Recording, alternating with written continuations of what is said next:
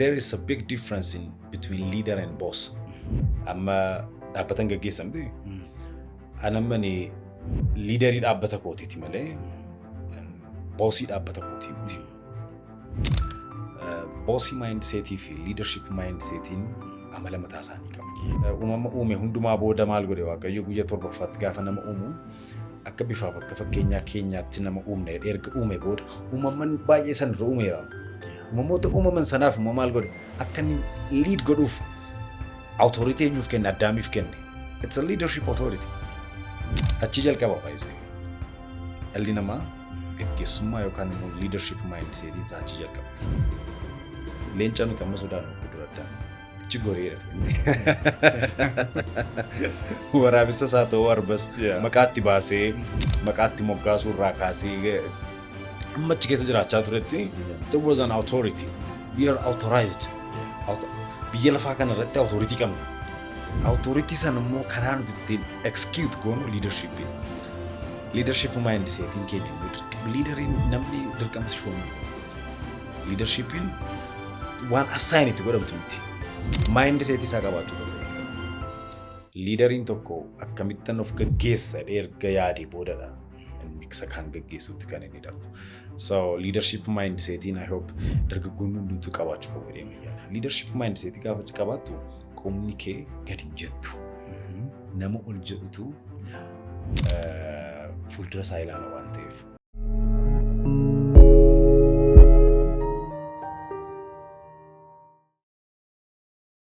You have to put your business on the table. Gaafa nama wajjin wal argitu. Iddoo deemtu dhumatti business card qabadhu deemi. Business card keeroo namaa kennitu. Nama wajjin gaafa wal bartu. Sila maal jenni? Waa'ee human capitalii kaasnee turre.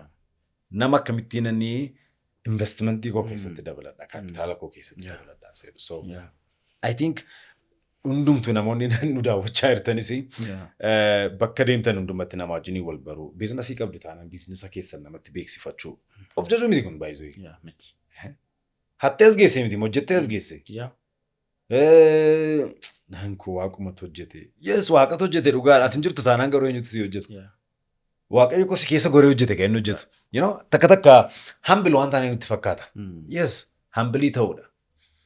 Humbleness hin garuu potentially nu keessa jiru akka nu dhossinu hin godhu. I think akkaataa nuti itti guddanne natti fakkaata kun. Akkuma biyyaatti.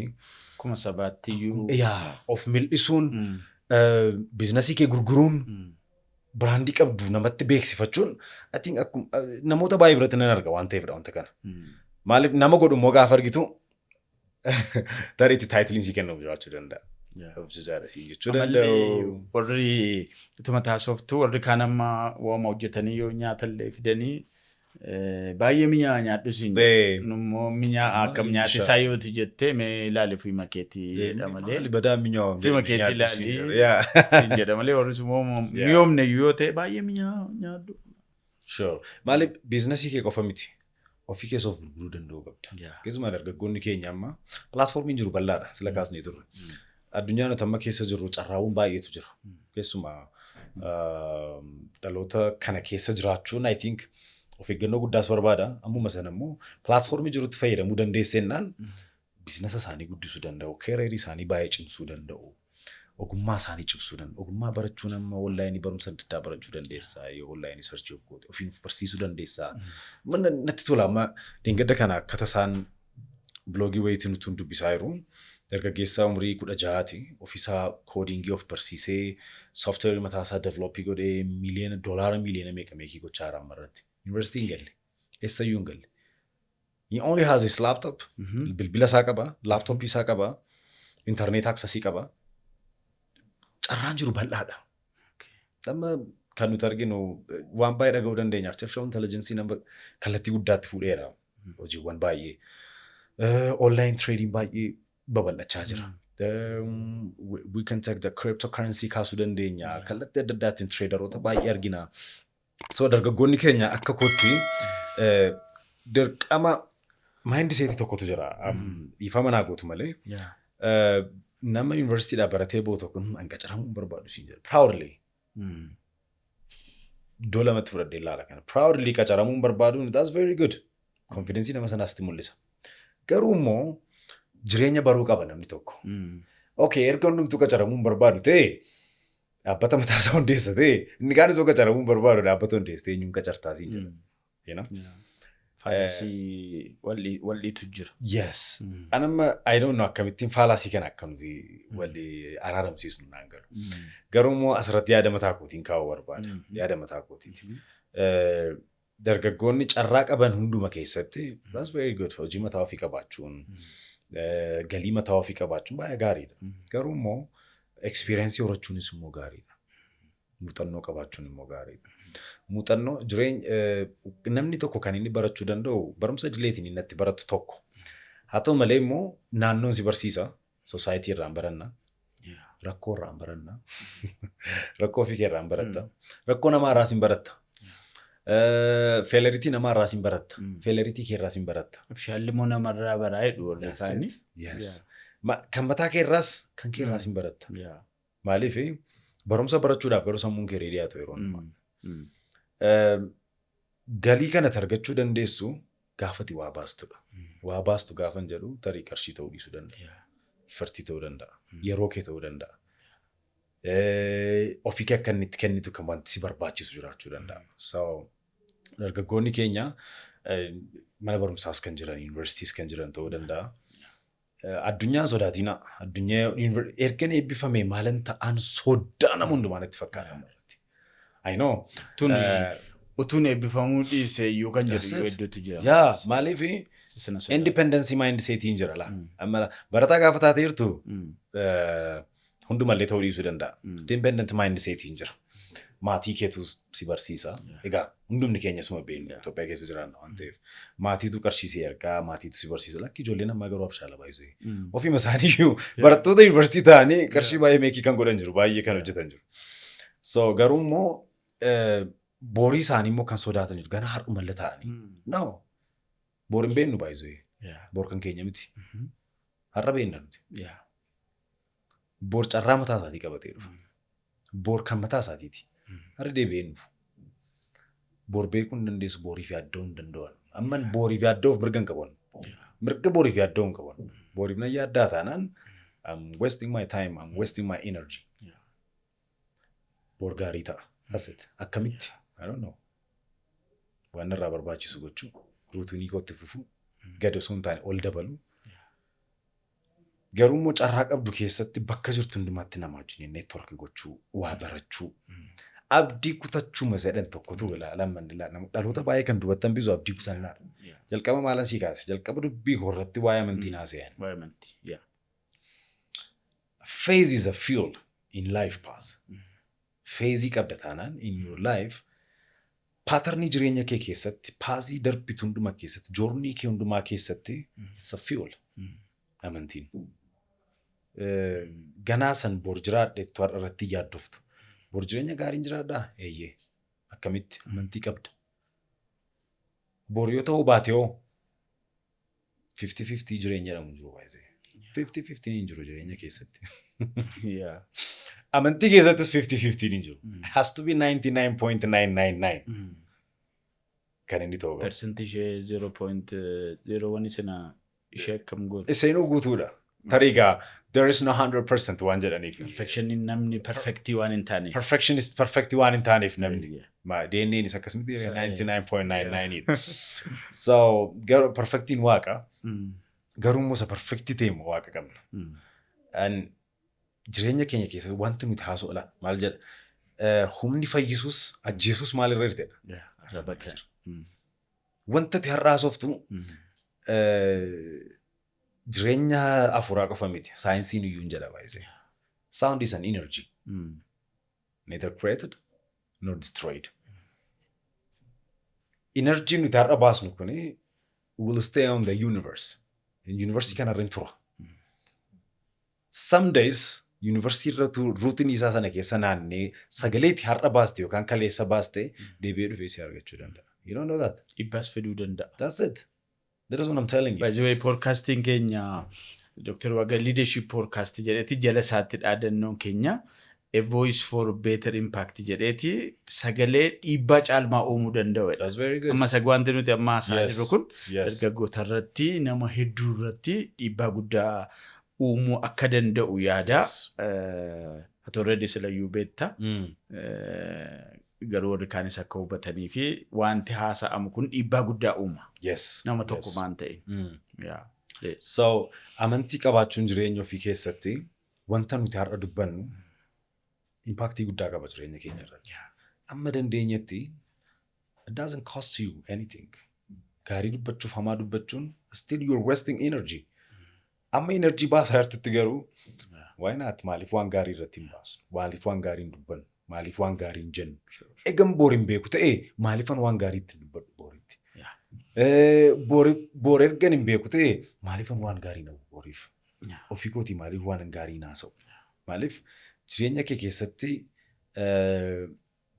hafuuraanis jenne saayinsiinis ergan deeggara ta'ee waan gaarii dubbachuuf waan gaarii gochuu namni waan gaarii yaadu namni waan gaarii godhu yeroo hundumaa positive energy always impactii gaariidha kan inni uumu. Negative energy spread goona taanaan garuu the negative energy first kills yourself. The negative energy impactiin isa jalqaba eenyuun miidha beektaa? Siinsi miidhee jalqaba. Psychologiinis kanuma jedha. That's it. Abjuu keessa keessatti ajjeesa. Dandeettii keessa keessatti ajjeesa. Enerjii keessa keessatti ajjeesa. Achi yoo yeroo amma fakkeenyaaf muuzii tortoruu jalqabe yookaan immoo muuzii tortoruu jalqabe yookaan timaatimii tortoruu jalqabe mee timaatimii gaarii bira kaa'e. Itti darba. Sakkan isa hamaa isa tortoreessinatu gara isa fayyaatti darba. The rotten tomato salphaatti tomato gaarii ture yookaan timaatimii gaarii ture bukkeessaa sanatti healthy ta'e sina balleessa. Akkaataan itti daddarbu baay'ee faastiidha. Garuu immoo yoo isa badaayiru sana rotten tomato sana achi kaastee iddoo biraa goote if you keep the healthy tomato bakka tokko yoo goote gaarummaa sanaatu darbaa deema. So wanti keenya keessa keenyaati ba'u the gossip kills. The gossip kills it.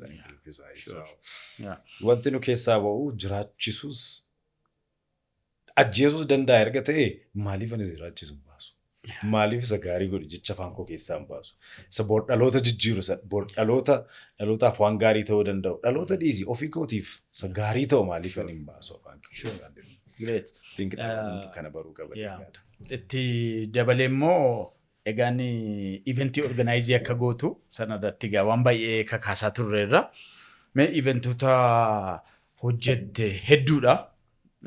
Kanumaanii sassakaa creative PLC kan jedhu hordoftoonni keenya achumaan galanii keessumaa baay'inaan dargaggoonni keenya waan hedduu garaagaraa irraa argattu. Isa kana seentanii ilaaltanii haala sinar keessattitu sirriitti hubattanii baay'ee barbaanna. Baay'ee isin afeerra eeyyamuma isaaniitiin jechuudha. Of course social mediaan banaadha eeyyamamaadha. Haa ta'u iyyuu malee garuu waan amma haasofnu keessatti mee dhaabbatoota eventii gurguddaa baay'ee cimaadha. Yeroo ji'oota baay'ee jedhu yeroo waa'ee si wajjiniin haasa'uudhaaf gaafa dubbisaa turre calluma jennee waa'ee eventii organize gochuu waa'ee sagantaa qopheessuu kana yeroo dubbifnu gara ji'a gara waggaa tokkoofaatti qophaa'ama waan jedhu akkasii jiranna. Sagantaan ati qopheessuudhaaf yeroo guddaa yeroo dheeraa nama baay'eetti mobilize gootee paakeejii guutuudha jettee guddaa ta'e irratti yeroo hundumaa memorable ta'e momentii ati baay'ee guddaadha jettee qopheessitee lamaan sadan tokko yoo nuu kaaftee kan immoo baay'ee challengingidha. Naan qajeelle sagantaan suni sana boodallee I became successful garuu sagantaan suni I don't forget baqa leesanii guddaa naa ta'e sagantaan suni others should not repeat warri kaanii sagantaa akkasinaa jettee yaaddu mee haalota sinan mee nuu kaasi. Tole eventii erga hojjechuu jalqabne egaa yaadal dola matireesii kaasuun hin danda'a. Eventii yeroo jennu milkeessaan by itself ofii makootii waltajjiiwwan irratti gaggeessi baay'eetu jiru. Waltajjiiwwan irratti gaggeessi sanaan alatti immoo waltajjiiwwan nuti maaneejii goones immoo jiru. Egaa dhaabbileen baay'een dhaabbileen event organizii baay'een yeroo isaan sagantaa qopheessan walii wajjiniin waltajjii gaggeessu immoo yeroo itti tajaajila kennan jira. Yeroo baay'ee akkasidha waan ta'eef. Dhaabbilee kaanii wajjin isin hojjenna. Event organizeroota kaanii wajjiniin isaan wajjinis baay'ee walii galteedhaan hojjenna. Dhaabbileenis immoo ofima isaaniitiis immoo sagantaa yeroo qopheeffatan milkeessaa barbaanna yeroo jedhanis immoo yeroo itti dhaqee waltajjii gaggeessu jira jechuudha. Gara event organiziitti immoo yeroo dhufnu egaa hojii keessatti yeroo hundumaa akkuma successiin jiru satisfactory yerootitti immoo hin taane hin jiraata. Danqaa kan sitti ta'us immoo hin jiraata. Amma ammaatti illee Waaqayyoof haa galatu danqaadhaa yookaan immoo sirriitti successful hin taane kan jennu amma kanatti waan komiidhaaf ga'ullee hin qabu amma ammaatti Waaqayyoof haa galatu. Garuu immoo kana hin irraanfanne tokkotu jira. Carraan sagantaa biiroo federaalaa wayii tokkoof eventii hojjechuu arganne. Eventii sana yeroo hojjennu eventichi baay'ee guddaadha. Baay'ee investmentii guddaa barbaada. Bajeti isaanii immoo xinnoodha. Imeejiin sagantichaa guddaadha. Akka sadarkaa biyyaatti sagantaa hojjetamudha. Biiroo ministeeraa tokkoof ture kan hojjennu. Bajanni isaanii immoo xiqqoodha. Milkeessaatu hojjetee sansakaatu hojjetee dhamuun isaanaaf waan ta'eef profit margin egaa gatii eventii tokkoof gaafa baastu yookaan hojii tokkoof yeroo baastu profit marginii kee eegdeeti miti ree. Profit marginiin jira. Actual costiin kee jira. Freight cost, wantoota adda adda material cost, professional cost, jechaama immoo profit marginii keessa immoo keessi hojjette. Profit marginii keenya zeeroo goone hojjenne hojicha. Xiqqinna qabe. Waan bareedaa ta'uu qaba. Has to be sadarkaa isaa kan eeggate ta'uu qaba. Maaliif sadarkaatti aangoonni biyyaa irratti argamanidha. Aangoonni biyyaa gurguddoon irratti argamanidha sagantichi. Yeroos maal goone bakka maaliif mudaan irratti argamuu hin qabu waan yaaduuf. Bajatiin akka mudaatti ka'u akka hin qabne waan hin yaadeef achitti. Sagantaa sana gaafa hojjennu hirriba dhabnee wanta baay'eetti dhabnee hojjenne. Was successful sagantichi. Satisfaction sanarraa argadhenaaf waan baay'ee guddaa ture. Birrii miliyoona beekaa waan buufadhe fakkaata satisfactioniin koo yeroos. Garuu immoo wanta gaarii tokko gaafa kennitu, akkuma tajaajila wanta gaarii tokko yeroo kennitu, gaafii gaaf kanatti birriidhaan madaalli jira. In fact, we're not NGOs, we're a business company. Profitiidhaaf dhaabbanni keenya. Garuu immoo gaafii gaaf kan xiiqii keessas galchu immoo hin jiraata. Amma sanatti immoo Waaqayyoof haa galatu hojii bareedaas hojjennee immoo profitii gaariis immoo hojii nuti itti argannes immoo hin jiraata. Baankiiwwanii wajjiniin tariitii maqaa dhaabbataa dha'uun tarii yoo sirrii ta'uudhaa baateef tarii pirootokooliin dhaabbataa yookaan immoo kaarakteriin dhaabbata isaanii waan sooshaal miidiyaa eeyyamuu fi dhiisuu danda'a tarii ta'ee deeman malee. Maaliif yeroo baay'ee hojii hojjennu hundumaa poostiin goonu baay'ee. Maaliif hojiiwwan tokko tariitii kaarakterii dhaabbata sanaatiin gaafa laaltu yeroo inni itti maal jenna security yookaan immoo dhoksaadhaan illee miti has to be confidential. Agreementii. Confidential. Hojiiwwan ta'an tokko jira. Confidentialii hojiiwwan ta'an tokko jiru. Maaliif outsource hojiiwwan ta'an jiru yeroo baay'ee waan ta'aniif outsource gaafa ta'anii hojjennu kreditii isaa guutuu nuti hin fudhannu. Dhaabbata outsourcing nu godhe sanadha kan kreditii isaa fudhatu waan ta'eef hojiiwwan tokko confidential hojiiwwan ta'anii jiraatu yeroo baay'ee. Garuu immoo dhaabbileen dhuunfaa wajjiniin dhaabbileen mootummaa wajjiniinis immoo yeroo nuti hojiiwwan eventiiwwan gurguddaatti hojjennu jira. Biiroo federaalaa sadarkaa mootummaa federaalaatti sadarkaa mootummaa naannoo Oromiyaatti iddoo biraattis illee hojjennee beekna. Mootummaa naannoo Afaarii wajjin hojjennee beekna. Mootummaa naannoo Amaaraa wajjiniin hojjennee beekna. Beenishaangul Gumuzii wajjiniin hojjennee beekna. Hojiiwwan hojjennu achitti deemnee hojjennu naannoowwan adda addaatti. Sagantaa kanatti hojjennu yeroo baay'ee Finfinnee keessa qofatti itti fakkaata namatti. Garuu immoo hammi hojii keenya guutummaa Itoophiyaatti sanarrayyuu darbinee East Afrikaa fi sadarkaa Afrikaatti hojjechuudha kaayyoon keenya gara fuulduraatti. Why not? Waaqayyo nu gargaara. Nutis immoo of cimsaa of jabeessaa deemna. Hamma keenya beekumsa keenya jabeessaa. Hamma hojjechuu keenyaa cimsaa yoo deemne sababni nuti itti kan hojjenneef hin jiraatu deema yaada. Garuu immoo akka saksasiitti kan nuti kaasnu dhaabbileen gurguddaan hin jiraatu. Tarii confidential ta'uu waan qabanii fi sadarkaa federaalaattis sadarkaa gurguddaattis kan hojjennu garuu waan hojjennu hundumaa ammoo postiin goonu social media irratti. Social meediyaan akkuma gaarummaa qabu distraaktiiviidha baay'ee yeroo baay'ees. Hojii keessa miidhuus danda'a bareechuus sii danda'a. Ogeessa miidiyaa fi teknooloojii waan taateef. That's it, yes. Baay'ee dubbachuu dandeessi. Tokko amma maaliif akkaataan itti social meediyaan itti fayyadamnu baay'ee keessumaa biizinasii kee jabeessuus danda'a ajjeesuus danda'a social meediyaan. Maaliif wanti miidiyaan qabeen gadhiisu akka gowwaa fi waraqanni waan qabeen gadhiisu jedhu. Miidiyaanis immoo akkuma sana. Wanta social media irra geessitu cimsuu danda'a biizinasii kee. Ammuma sana immoo biizinasii kee immoo si jalaa gadhiisuu danda'a. Si jalaa miidhuu danda'a. Akkuma abiddaati. Abidda yoo itti fayyadamte nyaata sii bilcheessa. Yoo sirriitti itti hin fayyadamne mana si irratti guba. So social media managementiin keenyas I hope beekumsa irratti kan hundaa'e. Safuuf aadaa keenya kan eeggate. Egaa nuti dhaloota safuu qabudha. Saba safuu fi aadaa qabudha. Keessumaa immoo safuudhaan guddanne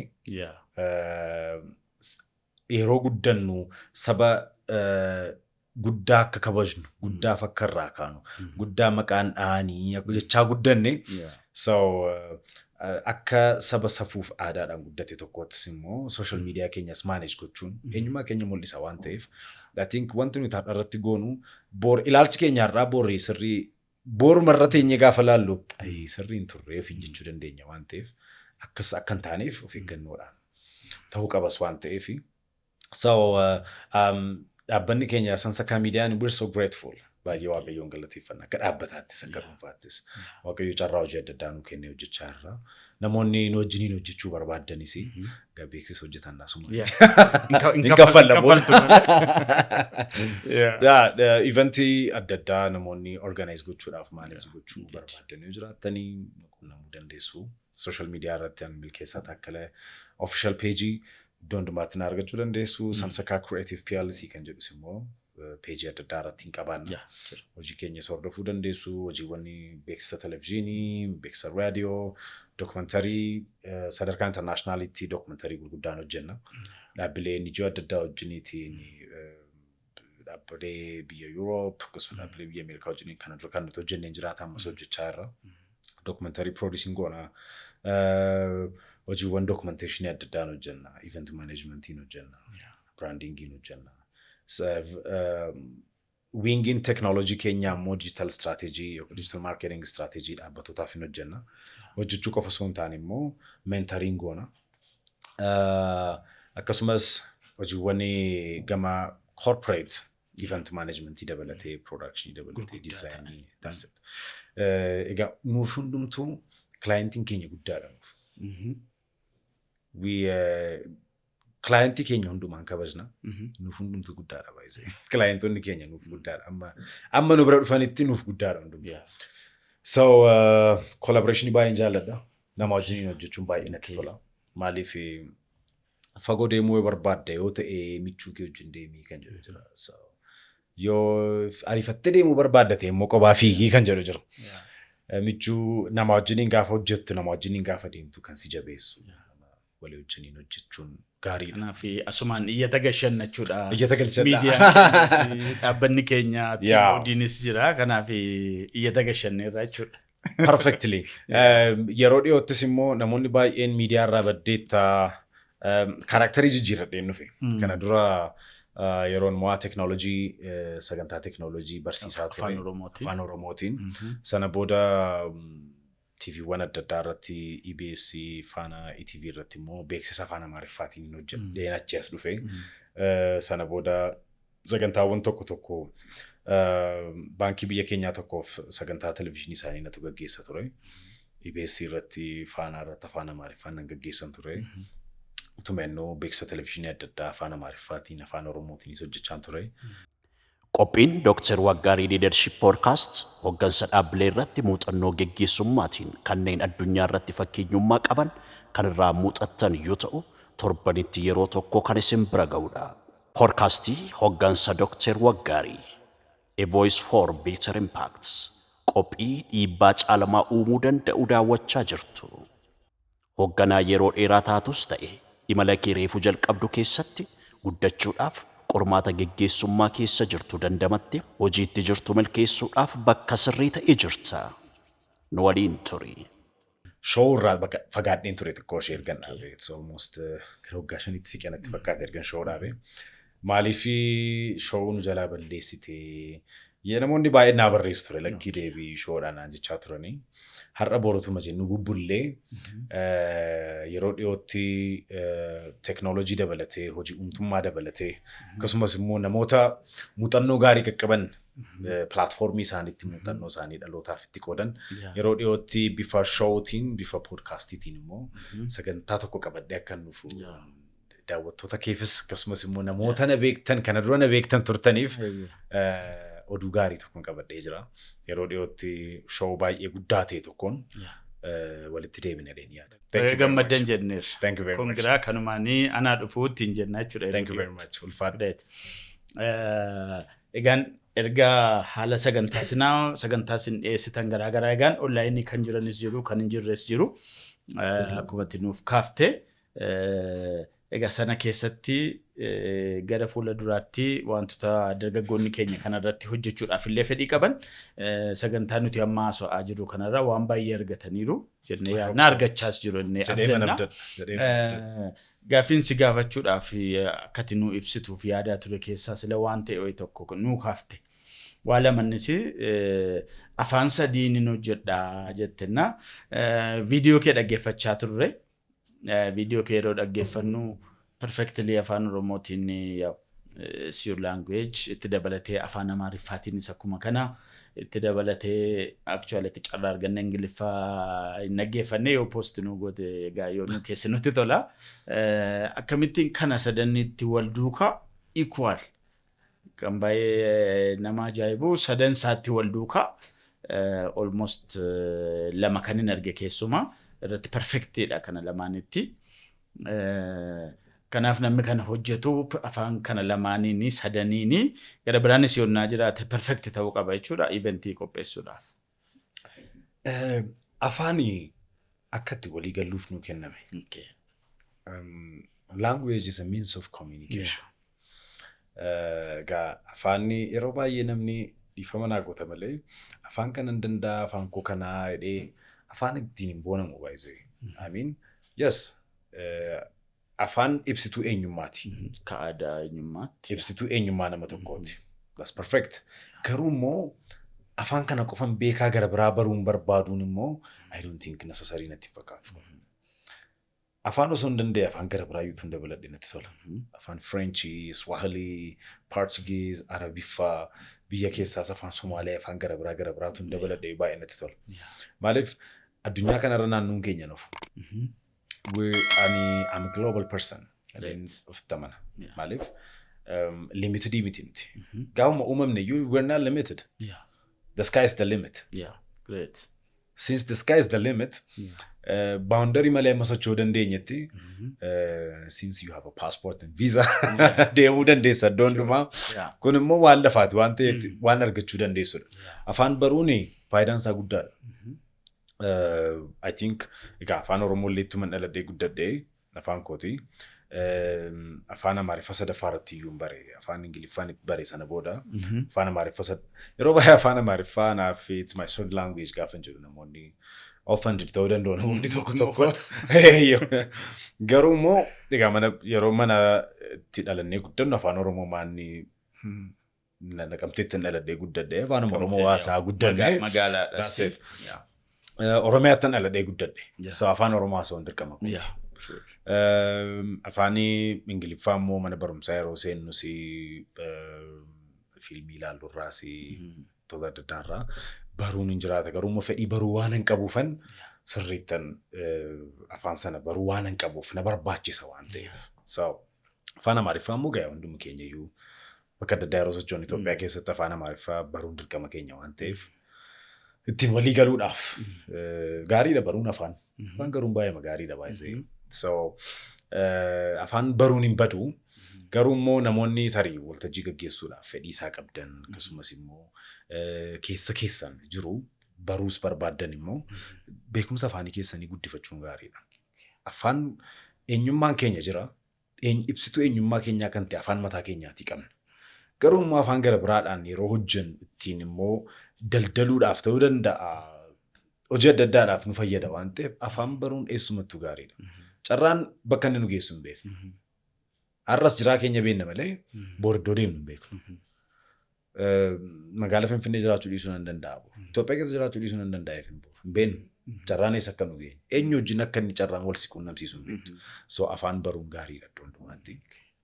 Bakka hojjennu waajjira hojjennu keessatti bakka hojjennu keessattis immoo afaan baruun immoo baay'ee gaariidha. Afaan Oromummaa irratti almost akkuma biyyaatti haasa'amu jalqabaa irraa magaalaa Finfinnee keessatti iddoo baay'eetti iddoo afaanuma amma sadarkaa afaan federaalaa ta'utti dhufaa jira waan ta'eef sochiin jiru gaariidha. Afaan gara biraa baruunis immoo gaariidha. Why not? Maaliif isa kaan hojjetu maaliif ani hin hojjedhu dhaqee? Sigaleera afaan waan hin beekneef nirkaafuun qabu. Afaan beekuun